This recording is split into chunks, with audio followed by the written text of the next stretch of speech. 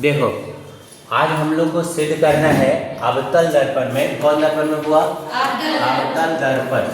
अवतल दर्पण में सिद्ध करना है फोकस दूरी वक्रता त्रिज्या का आधा होता है। यानी फोकस दूरी होता है जो वक्रता त्रिज्या का आधा होता है। या तो शॉर्ट में ऐसे भी लिख सकता है F बराबर r/2। यानी F क्या है तो फोकस दूरी, R क्या है वक्रता त्रिज्या है। ठीक है, फोकस दूरी क्या होता है तो फोकस दूरी बताए थे कि ध्रुव और फोकस के बीच की दूरी को फोकस दूरी कहते हैं। यानी इस दूरी को फोकस दूरी कहेंगे और वक्रता केंद्र से वक्रता ध्रुव के बीच की दूरी को वक्रता त्रिज्या कहेंगे। तो इसमें हमको सिद्ध करके दिखाना है F बराबर r/2। सबसे पहले अगर दिया गया लिखिएगा तो लिख सकते हैं, दिया गया में लिख सकते हैं Mn एक अवतल दर्पण है। Mn एक अवतल दर्पण है ना बुआ? Mn क्या है? अवतल दर्पण है।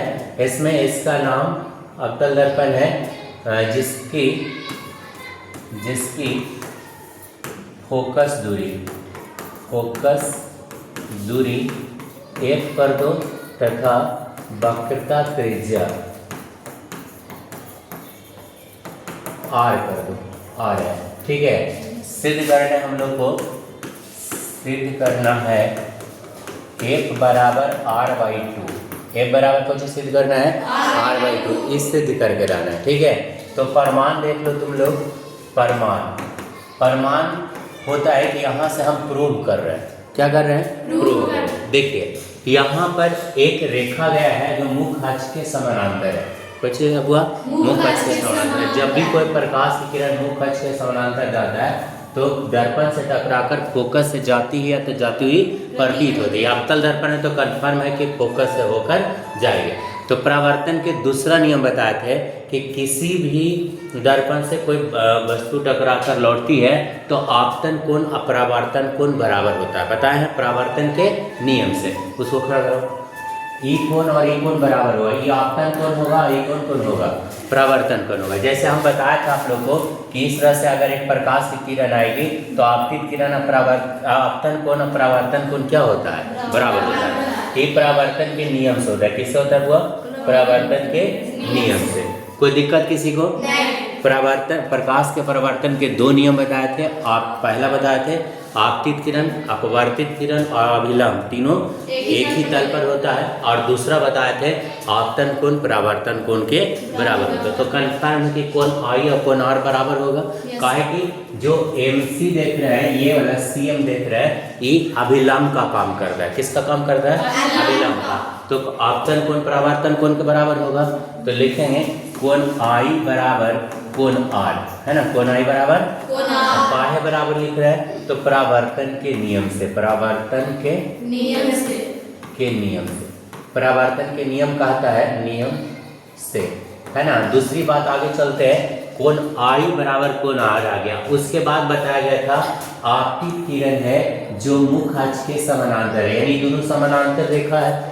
कुछ है समानांतर। तो 9th में एक थ्योरम था कि दो समानांतर रेखा को कोई तिर्यक रेखा काटता है तो एकांतर अंतः कोण बराबर होता है। पढ़े होगे? बताया भी है ये दोनों कोण क्या होता है? बराबर होता है। तो यहाँ पर देखिए कि ये दोनों समानांतर रेखा है तो कन्फर्म है कि कोण IE है तो भी I होगा। एकांतर कोण से हुआ दोनों होगा ना बराबर। चलिए आगे देखते हैं हम लोग। तो लिखेंगे कोण I बराबर कौन कौन कर देंगे बुआ तो MCF कौन सी सब हुआ तो एकांतर कोण। एकांतर अंतः कोण। एकांतर अंतः कोण कहता है कि दोनों बराबर होगा। कोई दिक्कत किसी को? जब दोनों बराबर हो गया तो देखो I बराबर R भी है और I बराबर MCF भी है। तो LHS बराबर है तो RHS बराबर होगा बुआ। तो कोण MCF बराबर होगा कोण R। होगा कि ना होगा? कोण R होगा। अब ध्यान दो तो ई कोण और ई कोण बराबर है। आप लोग 9th में एक थ्योरम पढ़े होंगे कि किसी त्रिभुज की दो भुजा बराबर हो। कोई त्रिभुज है उसकी दो भुजा बराबर होता है तो उसका समूह कोण भी बराबर होता है। पढ़ाए थे कि किसी त्रिभुज की दो भुजा बराबर हो तो उसका समूह कोण क्या होता है? या तो दो कोण बराबर हो तो समूह भुजा बराबर होता है। उसका अपोजिट में बताया था। तो यहाँ ई दोनों कोण बराबर है तो इसका अपोजिट वाला साइड बराबर होगा कि ना होगा? यानी इसके अपोजिट में ही है और इसके अपोजिट में ही है तो ये दोनों कुछ होगा बराबर होगा। तो इसलिए हम लिख सकते हैं CF बराबर MF। CF बराबर MF। इक्वेशन बंद करके छोड़ दो, कोई दिक्कत किसी को? समझ में आ गया? आगे चलते हैं। अब मान ले गई जो प्रकाश का परिवर्तन जो रे गया था पहला, वो M बिंदु है जो मान ले P के अत्यंत निकट हो जाए। कहाँ हो जाए? P के अत्यंत निकट। समझो E पॉइंट यहाँ के लगभग बराबर आ जाए।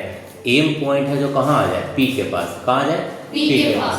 तो अगर M पॉइंट P के पास आएगा तो MF होगा जो PF के बराबर हो जाएगा। कैसे जे समझाते हैं, जैसे देखो ये वाला है, अभी पॉइंट कहाँ आ रहा है? P के पास। कहाँ आ रहा है? P के पास। तो E वाला इसके पास आएगा तो E दूरी और E दूरी बराबर हो जाएगा। तो हम यहाँ लिखेंगे यदि बिंदु M है ना, M P के अत्यंत निकट हो, P के अत्यंत ठीक लिखी मेरे, अत्यंत निकट हो।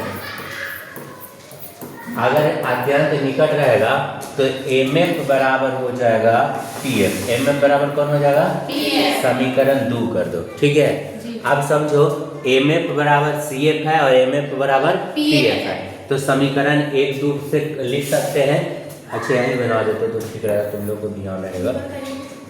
है ऊपर नहीं होगा, नहीं होगा, छोटा करना पड़ेगा तब होगा, तो बड़ा फायदा नहीं है।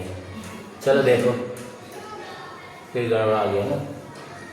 चलिए देखिए MF बराबर CF है और MF बराबर कौन है? PF है। तो MF बराबर CF है, MF बराबर PF है, CF और PF बराबर होगा ना। तो CF बराबर कौन हो जाएगा? PF। कोई दिक्कत किसी को? तो CF और PF बराबर हो गया। CF और PF क्या हो गया? बराबर हो गया। अब PC लेके चलिए, तो PC आपका ये पूरा है, PC ये पूरा हुआ, तो PC को हम PF प्लस CF भी लिख सकते हैं। PF प्लस क्या लिख सकते हैं? यहाँ कैपिटल दीजिएगा तो ठीक रहेगा, कैपिटल ये वाला है ना, कैपिटल वाला, स्मॉल दे दिए थे। तो PC बराबर हो गया PF प्लस CF, और CF के जगह पर PF कर सकते हैं, तो PC बराबर PF प्लस CF के जगह पर कौन करना है? PF करना है ना। तो PF और PF कितना हो जाएगा? 2PF होगा बुआ, 2 क्या होगा? PF। छोटी पाए पड़ जाता है, स्मॉल पड़ जाता है। अब देखो PC, तो PC को हम R बताए थे, PC को क्या बताए थे? R, और इसको बताए थे F। क्या बताए थे? F। तो इसीलिए F बराबर हो जाएगा R/2। तो इस तरह से हमारा प्रूव हो गया। अब उत्तल दर्पण में, कौन दर्पण में? उत्तल दर्पण आगे बताते हैं, ठीक है। लिखो इस